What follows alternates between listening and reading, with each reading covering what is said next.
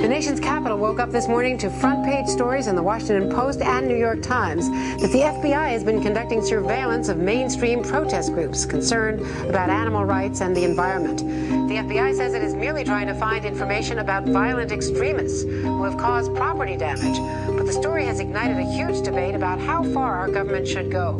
Today, FBI documents first given to the New York Times and Washington Post and now on the American Civil Liberties Union website show PETA is under FBI investigation. The documents offer no proof the group is a subversive threat or has been involved in any illegal activities, but the files show federal agents have been tracking PETA for years. Agents wrote, PETA is suspected of providing material support and resources to known domestic terrorist organizations, such as the Animal Liberation Front. I think certainly the FBI should know the difference between a terrorist and somebody handing out a vegetarian starter kit, or somebody protesting naked in a cage on a sidewalk. I think that's just a ruse, and it needs to stop. They are targeting people because of the content of their speech and their conduct in opposing these billion-dollar industries that make profits off of exploiting animals. We're a threat to anybody and everybody that exploits animals. You really believe that the FBI draws a complete distinction between PETA as an organization and an entirely separate organization of ALF? It seems like they think there's a common thread that not only do you support them, but there's belief that you're a front for some of these more radical organizations. Of course, it's absurd. And there's no connection. There's no there. Like I said, you know, we've gone through this for the better part of 2 decades. PETA's gone through 2 IRS audits. The most recent one just concluded in May of 2005, and we've been given a clean bill of health. PETA's an entirely lawful organization, and again, it's just time for this kind of thing to stop. There is no connection, period. Anyone who says they're with the ALF or working for the ALF, they're either stupid or they're lying, because everything the ALF does, by definition, is illegal.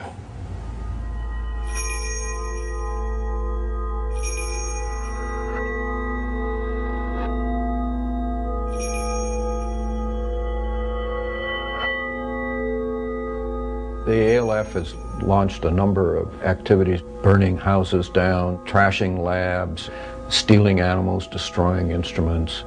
I did get a phone call in 2 o'clock in the morning stating that they knew that I walked to work every day and that they knew that I left at a certain time and that I took the same route every day. It was pretty upsetting for the family to have me threatened that way.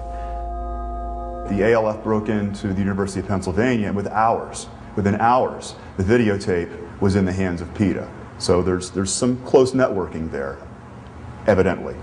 Ingrid Newkirk was implicated in various ALF activities. She was never convicted, but she was a person of interest. Ingrid has gone on record saying she does not condemn the actions of the ALF, and if she had more guts, she would light a match herself. If they aren't involved in the activity, they sure are very vocal cheerleaders. I really applaud the Animal Liberation Front every time it has gone into a laboratory and brought animals out. I would to this day cheer if anybody destroyed some place in which animals were being hurt and tormented. Well, what the FBI always said was PETA by day, ALF by night. Where there's smoke, there's fire. But you'd be a fool to go around admitting you'd done something illegal. I've probably known people in the ALF. If I know people in the ALF, I'd never say. The last thing I'd want is for them to be caught. More power to them. But that doesn't mean that PETA does what the ALF does. In fact, PETA doesn't. PETA has chosen a much different way to go. But far be it from me to criticize anything they're doing. I have more than my work cut out for me to criticize what people are doing to animals, which is far greater a crime than any crime that the ALF may commit.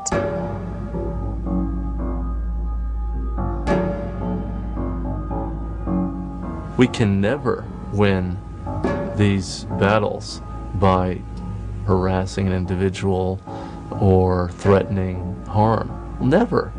That retards our progress. It's tactically idiotic because it hands a strategic opportunity to our opponents. We're demanding ethical consistency in the way that people live their lives, and then if we're not pursuing that in our own tactics, how does that get reconciled? Once you move into the domain of intimidation or illegal conduct beyond civil disobedience, you're going into a dangerous pile of quicksand.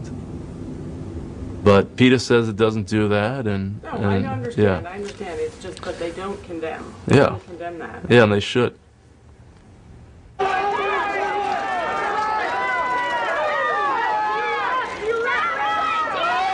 Well, it might have started with only a typewriter and a phone, but 25 years later, it is known as one of the most controversial animal rights groups on the planet.